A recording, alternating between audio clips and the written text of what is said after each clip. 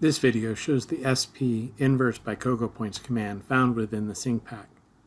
This allows us to create inverse reports by selecting CogoPoints. We can then save the results and use them later, or modify them if we've made a mistake. To run the command, we can go to the SPInverseBy1 tab, the Analysis panel, and select InverseByCogoPoints.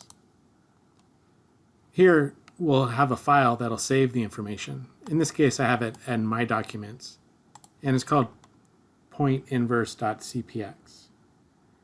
Here we can have a project, and we can have multiple projects per file. So I could create a new project,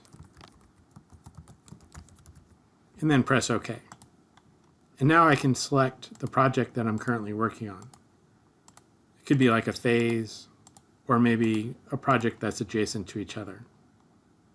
Here I can have sets, and I can have sets of points that I want to run the inverse report on.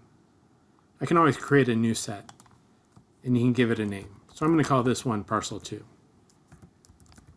and then hit OK. Here it'll ask me to select the first point, and I can go ahead and select the points that make my inverse report. Once I'm done selecting them, I can press Enter.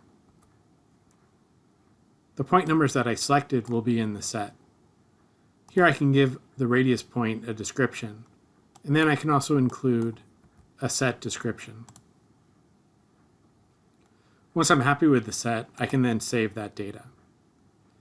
If I want to edit my point numbers, if I made a mistake, I can hit the Edit Set button, and then I could look at the list of values. If I right-click, there's an option to select in the drawing, to change it, or I can right-click and remove it from the list. Here I'm going to hit OK to save my list.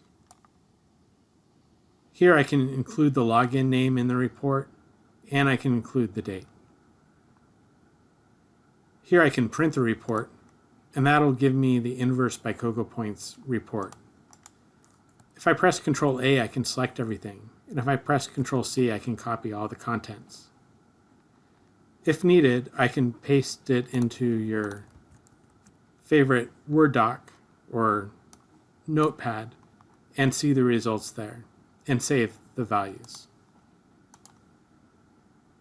You can also print it to a PDF or to a printer.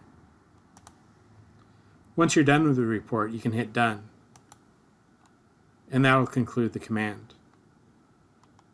If later on you find corrections need to be made, you can always just run the InverseByCogoPoints, select the project, and then the set number, and then edit that set. So it's very reusable. And this is the SPInverseByCogoPoints command found within the SPInverseBy.